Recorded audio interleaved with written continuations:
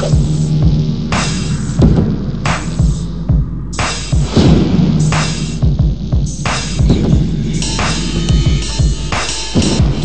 visies, dromen. Ik zie het, voel het komen, de hemel scheurde open. Aliens en robots, hoe ze eruit kopen. Met lasers in plaats van hun ogen. Ze waren de tracers, mensheid volgelogen. Flowend uit voortbestaan, hoe het ooit was ontstaan in deze dimensie, deze intentie. Ze komen met een nieuwe resolutie, ze brengen de gekke technologie revolutie. We worden vervangen, we worden in plaats gehangen van batterijen, waardoor ze zich kunnen verrijken. De zon is uitgedoofd, de energie is uitgeloofd. De wetenschap staat daar, bitter, weet niks, wist niks. Fokt op in de matrix. Para-illusies worden non-stop bij de mensen in hun hoofd gepropt. Stijg naar je kop, je verandert meteen in een slaaf van dit systeem.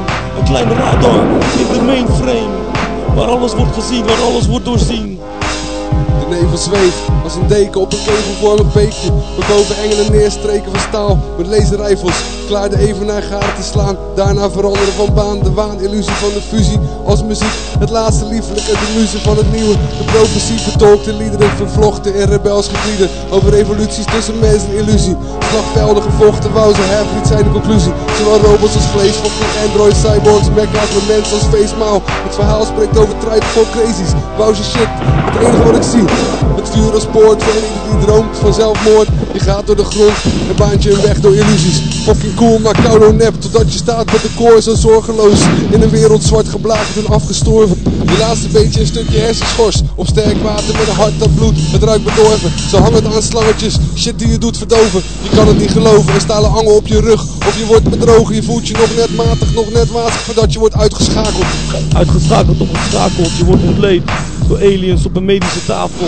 Met ernstige precisie komt hij in je illusie en hij geeft je een nieuwe bloedstransfusie. Kapitalen gaan eraan, we komen met elk hemellichaam die je niet kan bereiken, die je niet kan bereiken door je aderen. Ze weten, ze hebben files van je voorvaderen. Ze kijken al jaren, al eeuwen vanuit de ruimte.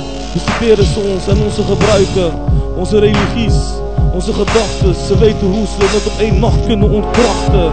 Ze komen op deze aarde met precisie en problematische waarden.